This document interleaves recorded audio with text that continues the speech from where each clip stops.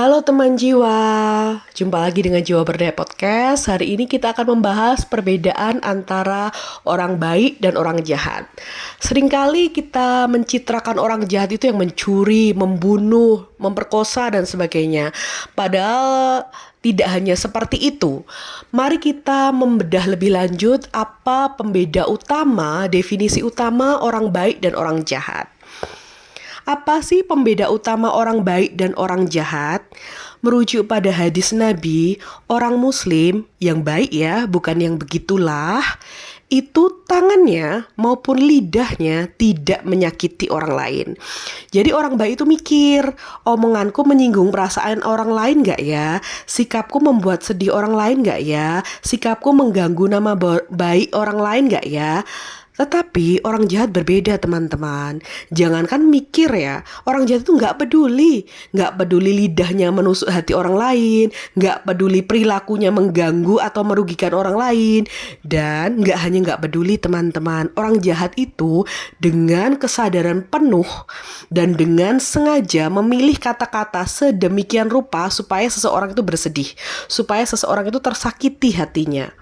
Orang jahat itu dengan sengaja dan dengan kesadaran penuh memfitnah orang lain supaya seseorang tersebut hancur nama baiknya.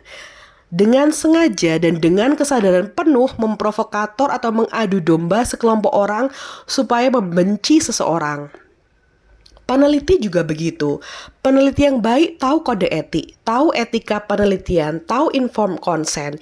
Jadi tidak sembarangan melakukan eksperimen-eksperimen sosial pada seseorang berupa pencabik-cabian, penghajaran, pemukulan psikologis atau kekerasan psikologis. Peneliti yang baik mempertimbangkan kesehatan mental partisipannya. Jangankan kesehatan mental, keamanannya saja diperhatikan. Apalagi kesehatan mental. Jadi tidak melanggar batas moral dan batas kemanusiaan.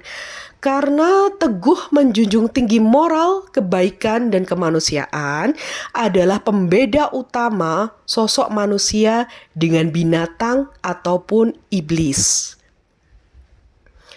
Nggak perlu menjadi baik level ibu peri atau bapak peri yang begitu peduli, perhatian, suka menolong, penuh kasih sayang. Nggak perlu teman-teman. Mari kita cukup, jangan mengganggu orang lain, jangan memfitnah orang lain, jangan merugikan orang lain, jangan mempermalukan orang lain. Kalau permisalan didikan ibu saya sejak saya remaja itu ibu mendidik hidupmu ya hidupmu, hidupku ya hidupku. Ya sudah jalan masing-masing. Karena kita sudah punya rel hidup masing-masing, kita sudah punya takdir masing-masing. Jadi tidak perlu saling mengganggu, saling menyakiti dan sebagainya. Karena takdir sudah tertulis, pena sudah diangkat dan tinta sudah kering. Takdir itu sudah ditentukan kok. Jadi jangan merugikan orang lain, jangan menyakiti orang lain. Mari menjadi manusia, bukan binatang ataupun iblis.